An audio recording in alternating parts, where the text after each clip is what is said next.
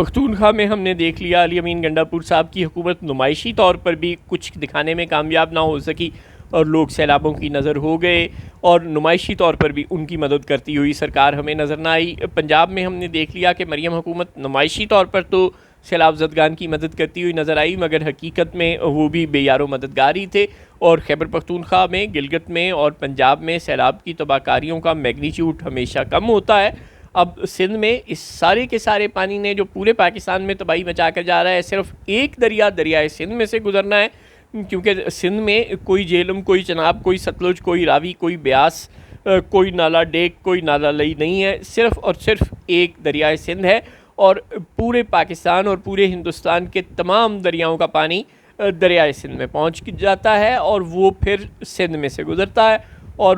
بقول شرجیل میمن صاحب کے 16.5 لاکھ لوگوں کے متاثر ہونے کا خطرہ ہے اور انہوں نے کوئی تقریباً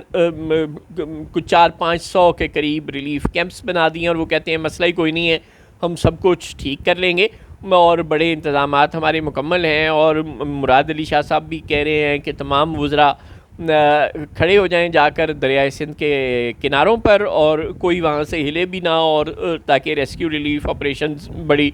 تیزی کے ساتھ کیے جا سکیں. لیکن پنجاب سے بھی ہم نے دیکھا کہ لوگ اپنی مدد آپ کے تحت ہی دور دراز پسماندہ علاقوں سے نکل کر محفوظ مقامات کی طرف جائیں تو جائیں. مریم حکومت کو کسی قسم کی کوئی توفیق نہیں ہوئی سوائے لاہور کے سیلاب زدگان کی کو ریسکیو کرنے کے، یا کسی اور جگہ پہ جہاں پہ کوئی میڈیا ہائپ بن گئی وہاں پہنچ گئے. کوئی ڈرامے بازی کرنی تھی، کوئی لانگ بوٹ پہن کر کوئی احسن اقبال نے یا ریسکیو کی جیکٹیں پہن کر مریم اورنگزیب صاحبہ نے تصویریں کھنچوانی تھی تو ٹھیک ہے،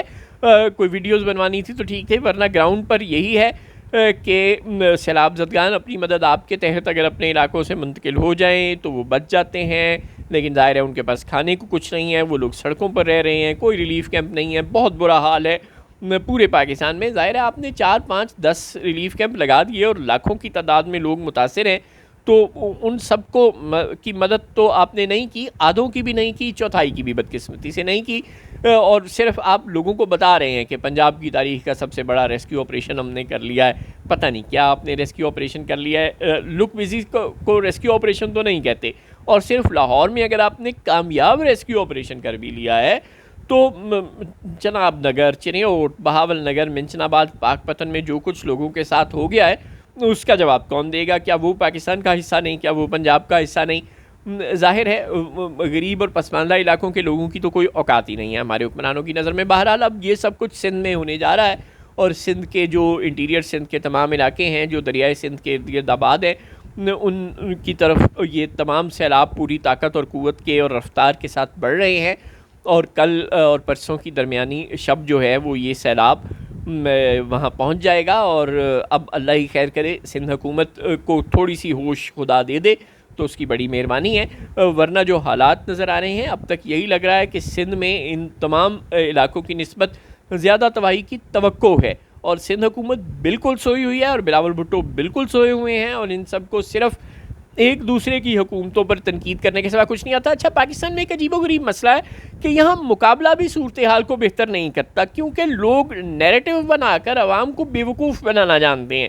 تحریک انصاف والے ہوں، نون لیگ والے ہوں یا پیپلز پارٹی والے ہوں، یہ کہتے ہیں پنجاب میں یہ ہو گیا ان کی 13 سال سے حکومت ہے، وہ کہتے ہیں خیبر پختونخوا میں یہ ہو گیا ان کی 13 سال سے حکومت ہے، اور یہ دونوں مل کے کہتے ہیں سندھ میں یہ ہو گیا ان کی 20 سال سے حکومت ہے. اور اپنے علاقوں میں جو کچھ غلط ہو رہا ہے اس کی طرف ان کی کوئی توجہ نہیں ہے. لہٰذا بے حسی کا عالم ہے. دنیا بھر میں یہ ہوتا ہے کہ جہاں کمپٹیشن ہوتا ہے، متحارب فریقوں کی حکومتیں ہوتی ہیں تو وہ ایک دوسرے کو نیچا دکھانے اور ایک دوسرے سے آگے نکلنے کے لیے کوشش کرتے ہیں. انڈیا میں ہم دیکھتے ہیں وہاں کی ریاستیں ایک دوسرے سے آگے نکلنے کی کوشش میں لگی ہوتی ہیں، لیکن پاکستان میں ایسا کوئی مثبت قسم کا مقابلہ دیکھنے کو نہیں ملتا. یہاں پہ ایک دوسرے پر تنقید ہوتی ہے مگر اپنی بہتری کی طرف کسی کی توجہ نہیں ہوتی. اور اب تک شرجیل میمن صاحب اور سندھ کے جو دیگر وزراء پنجاب کو اور خیبر پختونخوا اور گلگت کو مدد کی آفر کر رہے تھے، اب سندھ کی طرف یہ سب کچھ جا رہا ہے اور اب یہ جو دیگر صوبوں کے وزراء اعلیٰ یہ ان کو مدد کی آفر کر رہے ہوں گے اور یہ بتا رہے ہوں گے کہ سندھ میں بیڈ گورننس ہے. لیکن کبھی بھی پاکستان میں ان سیلابوں کا مستقل حل نکالنے کے لیے اور لوگوں کو مستقل طور پر آبی گزرگاہوں سے دور بسانے کے لیے کسی قسم کی کوئی مینجمنٹ اور ان پانیوں کو